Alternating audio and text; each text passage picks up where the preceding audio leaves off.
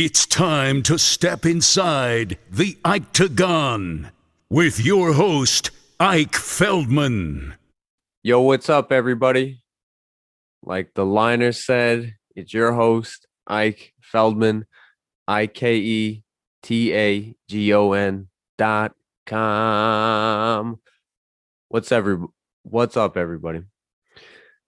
So the production is starting to ramp it up. I don't know if you guys noticed, but those weren't my pipes speaking at the beginning of this little snippet episode, this little trailer, you might say.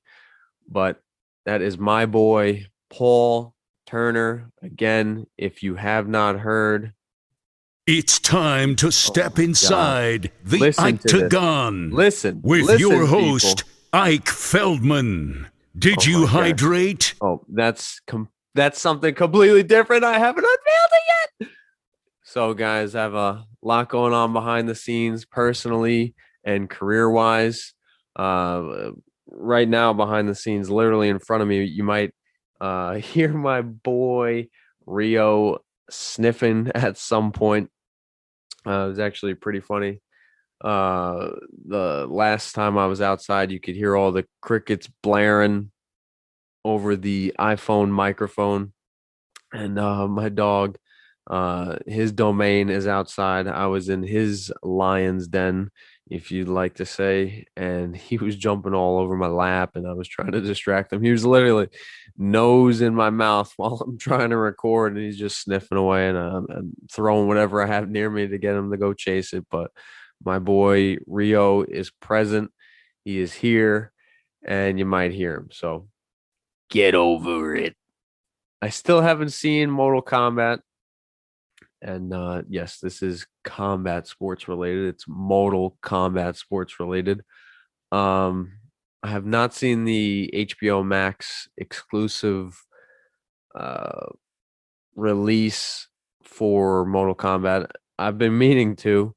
I wasn't really sold on the trailer. It seemed like they were trying to avoid CGI, but it seems like some of the choreography was, I don't know, not up to par with, say, a John Wick, my boy Keanu Reeves, who we all know would be a better Scorpion. Get over here, dude. Anything Keanu does involving martial arts is freaking amazing. The Matrix is my favorite movie series or trilogy series. And Keanu Reeves kicks ass in that, and he kicks ass in the first John Wick more than the other John Wicks, but he kicks ass in all the John Wicks. And he's trained in Sambo. If you follow closely in the third one, he walks behind the ballet theater scene into the back annals of the Russian ballet theater, and you see these young men training with kimono, aka gi tops, and sport MMA short bottom halves and wrestling shoes. That, my friend, is called combat sambo, and they're doing judo throws in the John Wick Chapter 3 scene, if you remember what I'm talking about. But yeah, it's great movies. And one more note on the sambo. Sambo is a Russian-based martial art sport, which is as close as you can get to a singular martial art being mixed martial arts. Sambo involves striking, wrestling, submissions, throws in a gi top. So it's pretty awesome with MMA gloves and with headgear and shin guards. So it's pretty cool. Fedor Emelianenko, or Fyodor, is one of the greatest sambo champions of all time that you guys would know.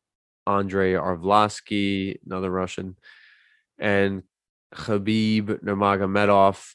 All three are sambo champions, and go look up their film. It's pretty cool. It's a pretty cool sport, and it would make sense for it to be an Olympic sport. So go check out Combat Sambo. It's pretty freaking awesome.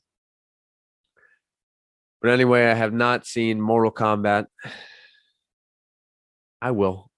I will. I sound spoiled, but I have a lot to get to content wise. I am spoiling myself, materialistically and content consumption wise. I'm buying a whole new wardrobe to fit my beach scene, bro. And uh, that's my impression of the turtle from Finding Nemo. And I'm also sitting down, taking it easy, and consuming content that is martial arts related, whether it's martial art movies or martial art documentaries. I'm still staying sharp in the martial arts world, even though I'm taking it easy and laying back. I'm telling you guys, martial arts is my career passion. And I try to live my life like a modern day samurai. If you can figure out what that means, please explain it to me, and then we'll be on the same page. But I like the sound of it, modern day samurai. And I'm learning that not all samurai were clean cut and I don't know, people that you totally want in your corner. The samurai that I want to be is somebody who is cool, laid back, but fierce, and very good martial artist. So again, samurai is like anniversary. The word anniversary. There could be a bad anniversary. There could be a good anniversary. Anniversary has no direct emotional connotation connected to it besides it being a gathering of a crowd to commemorate something sad or happy. Yeah, so it's your boy Ike Feldman, the modern day samurai. And this episode I want to talk about, well, I've already been talking, right? But I want to focus on Brendan Schaub. Have you guys heard of him? He is a podcast host, a stand-up comedian, a broadcaster, a fast rising star in pop culture. And on top of all that, he is a martial artist, a successful martial artist who found success in one of the scariest sports of all time, being a heavyweight mixed martial artist inside the UFC. And that involves standoffs, pocket boxing, toe to toe, throwing down, nobody stepping out of the tire. Craziness. The heavyweight division, few and far in between, you're going to find elite grapplers and people who avoid heavy damage. Maybe a Fabricio Verdum or a Daniel Cormier, both having huge credentials in the grappling department, but often MMA heavyweight means knockout or boring standoff, and in which people forgot to bring their bullets. But Brendan Schaub, I respect the hell out of him, not only for his broadcast career, but for his martial arts career.